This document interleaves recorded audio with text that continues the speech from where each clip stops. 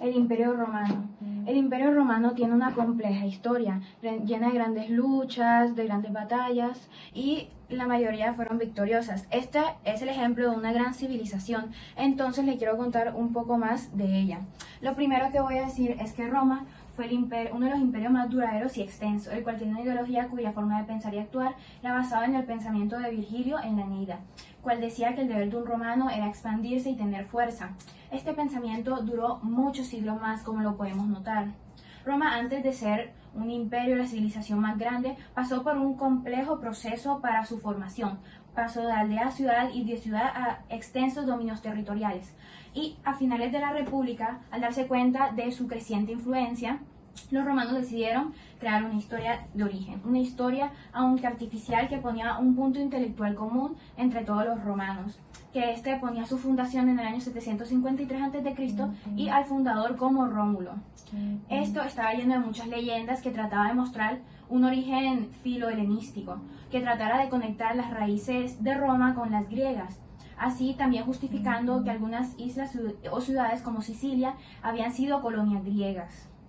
Esto también es importante en el sistema político, ya que esto justificaba las acciones de los gobernantes en las historias. En el siglo VI a.C. se puede apreciar la urbanización de Roma. Aparecen nuevas organizaciones internas, nuevas reformas y el reforzamiento de su posición en Italia central.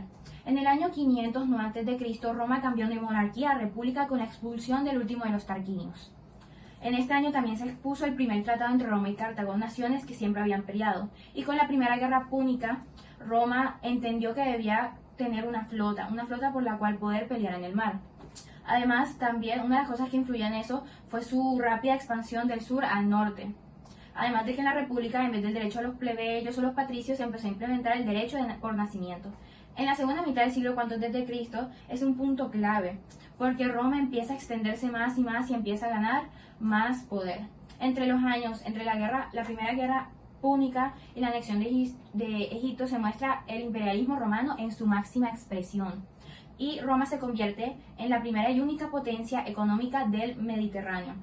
Esto tiene un trasfondo, ya que Roma une varias civilizaciones que habían intentado esto, como los egipcios y los griegos, entonces esto le da más trasfondo a su historia.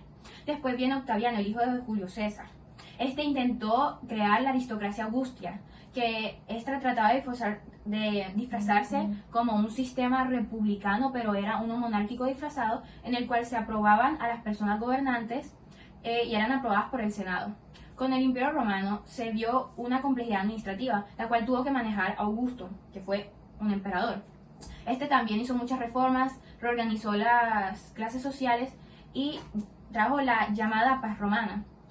Con la complejidad administrativa, Augusto decidió que era mucho más fácil tratar de que las provincias se autogobernaran. Él iba a seguir siendo el padre de la patria y el gobernador, pero las provincias iban a tener como su propio mando, pero también respondiendo al imperialismo. Eso le quitaría cargas al emperador y haría que todos estuvieran contentos.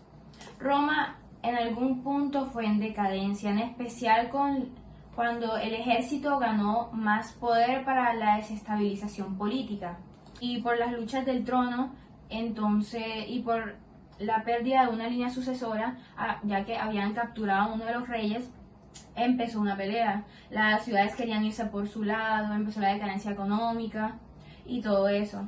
¿Y qué pasa? Los romanos trataron de aparentar que estaban en la normalidad, que era un imperio fuerte, y esto se vio en el gobierno o imperio del Constantino I, el cual trató de como fue un largo reinado, trató de que se viera lo más normal posible para que todos pensaran que Roma estaba bien y para que no los atacaran, porque habían tensiones externas para invadir a Roma. Toda esta farsa se acabó cuando en la época de Teodosio Roma se partió en dos para cada uno de sus hijos. Y entonces las personas empezaron a ver que tampoco habían privilegios para hacer las magistraturas, empezaron a descuidar al pueblo porque no había nadie que ocupara esos cargos, entonces todos ya empezaron a emigrar. Y esa fue la historia de Roma antes de su caída. Gracias por escuchar.